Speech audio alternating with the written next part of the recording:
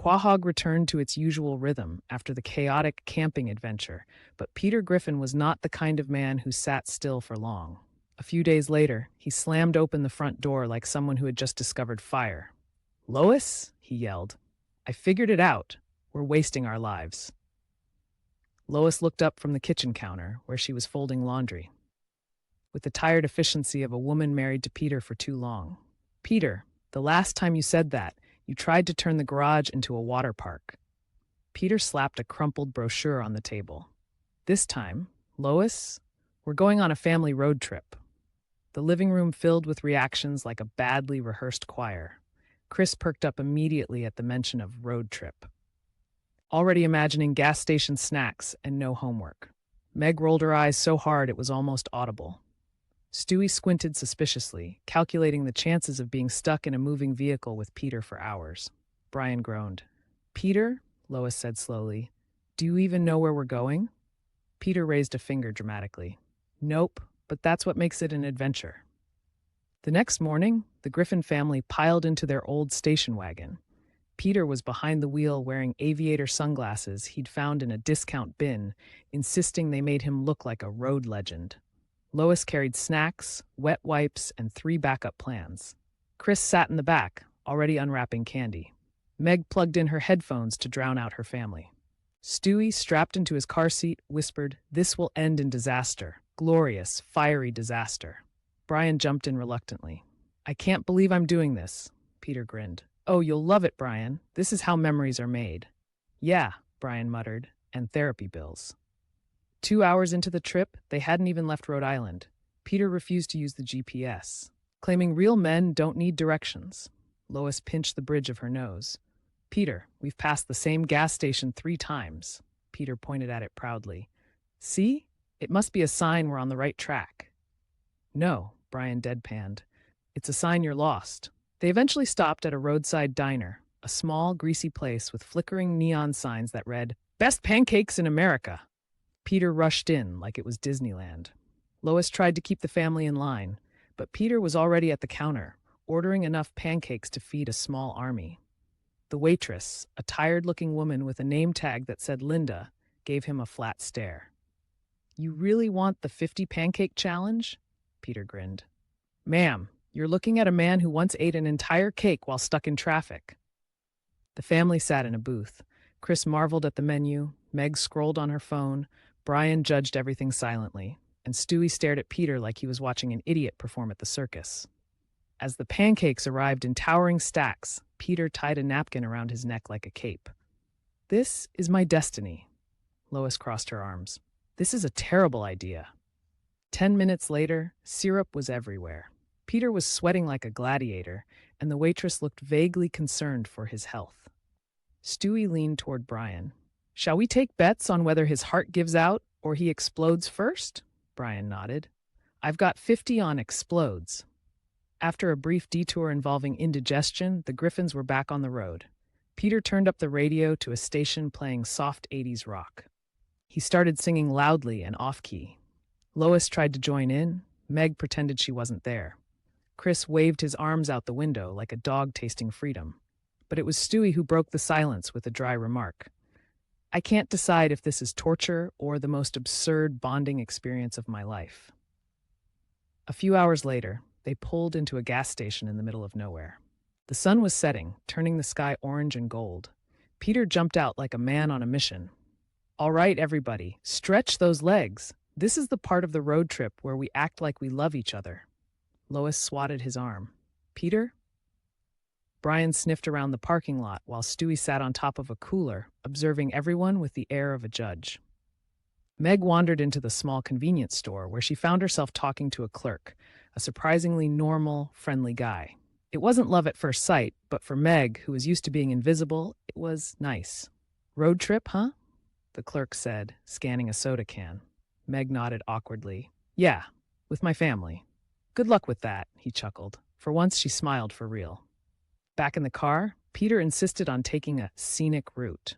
Unfortunately, Peter's idea of scenic involved an unpaved road that seemed to lead to nowhere. Lois clenched the armrest. "Peter, this doesn't look safe." "Lois," Peter said confidently, When has my gut instinct ever been wrong? Do you want the list alphabetically or chronologically? Brian muttered.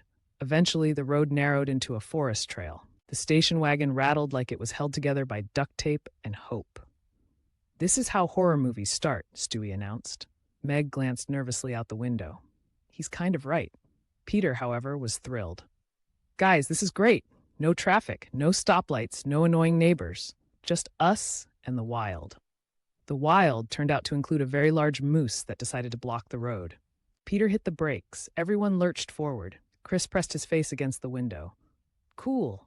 A moose. Peter honked the horn. The moose didn't move. He honked again. The moose glared at him like it was deciding whether or not to destroy their car. Lois shouted, "Peter, don't make it mad." Peter leaned out the window. "Hey, moose, move it or lose it." Brian buried his face in his paws. "We're going to die because you trash-talked a moose." After a tense standoff, the moose eventually wandered off, probably too confused to bother. Peter let out a triumphant yell. "I scared it off." Lois smacked his arm. "You almost got us killed," Peter grinned. "But I didn't." By the time they reached their motel for the night, everyone was exhausted. The room had faded wallpaper, suspicious stains, and a vending machine outside that sounded like it had been coughing since 1997. Lois collapsed onto the bed. "This is fine," she lied. Stewie stared at a cockroach near the door. "I'm sleeping in a bubble." Peter flopped down beside her, still convinced this was the greatest adventure ever. "Lois," he said, "this is what family's all about." She looked at him and sighed, but a small smile tugged at her lips. "Yeah, chaos and all." As the lights went out, the muffled sounds of the road buzzed outside. Stewie lay in his crib muttering evil plans to himself.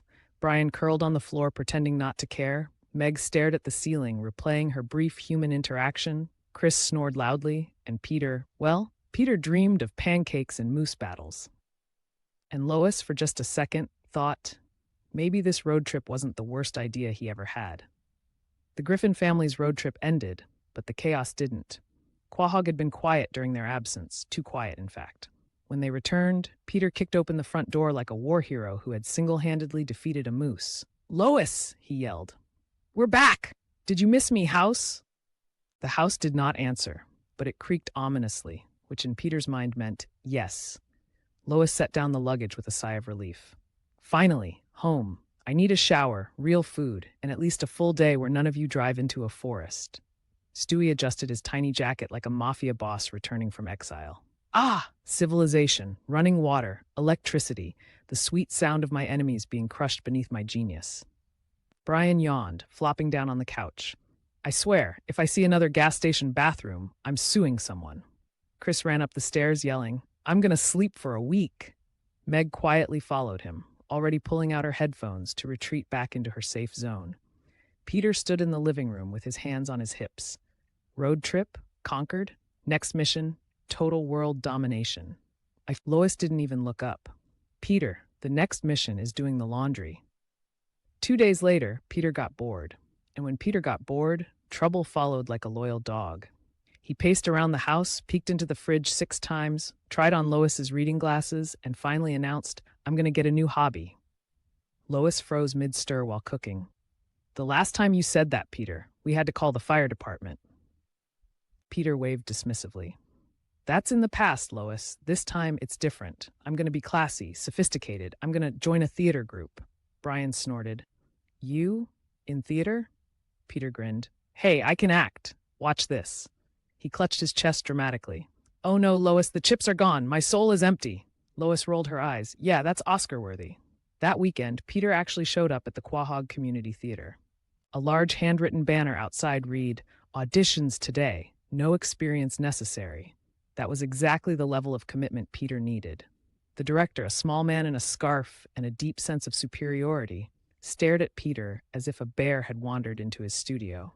"And what role are you auditioning for?" Peter raised a hand. "The main one." Meanwhile, Lois was enjoying an unusually quiet morning at home. She sipped her coffee and thought, maybe this theater thing isn't so bad. If Peter's there, that means he's not here setting something on fire. But peace never lasted long in the Griffin house. The phone rang. Lois answered, expecting bad news. Instead, she heard the director's overly polite but clearly panicked voice. Mrs. Griffin, your husband just turned Hamlet into a monologue about bacon. Lois closed her eyes. Of course he did. Peter strutted out of the theater later that afternoon wearing a makeshift cape and sunglasses. Guess who nailed his audition? Brian tilted his head. You tripped over the stage, didn't you? Peter grinned. Yes, but I did it with passion. I got the lead role. Lois's eyes widened. Wait, what? While Peter practiced his questionable Shakespearean skills, Meg experienced something rare at school. Someone actually talked to her without being mean. It was the same clerk from the gas station during their road trip, Evan. He had transferred to her school. Hey, he said at her locker. I know this is weird, but you're the only person I kinda know here. Meg blinked. She wasn't used to people voluntarily talking to her. Yeah. Hi? Evan smiled, and for the first time in a while, Meg didn't feel invisible. Meanwhile, Stewie had set up an elaborate command center in the living room. Maps, diagrams, and suspiciously advanced gadgets lay scattered around. Brian peeked over the baby's shoulder. What are you doing? Stewie adjusted his goggles. Peter's going to be on stage, which means he'll make a fool of himself, which means I can exploit that chaos to execute my latest plan. Brian sighed. Oh boy, here we go again. The day of the first rehearsal arrived. Peter stood on stage with other actors who clearly had actual talent. He puffed out his chest and declared, to be or not to be? That is the question that I probably should have memorized. The director buried his face in his hands. The other actors stared at him in a mix of horror and fascination. And Lois? She sat in the audience, holding her head. She had promised herself she wouldn't get involved. And yet, here she was, ready to jump in when Peter inevitably set something on fire. After rehearsal, Peter burst through the front door like a Broadway star. Lois, I'm going to be famous. I'm the star of the show. Lois raised an eyebrow. Peter, you forgot half your lines and sword fought with the lighting guy. Peter waved her off. Details, Lois. The greats are misunderstood. As Peter's theater career spiraled into glorious disaster, Stewie secretly made moves of his own. He sneaked backstage during rehearsals, planting a device in the sound system. Brian followed reluctantly, muttering, This is going to end with me on some kind of watch list. Stewie grinned.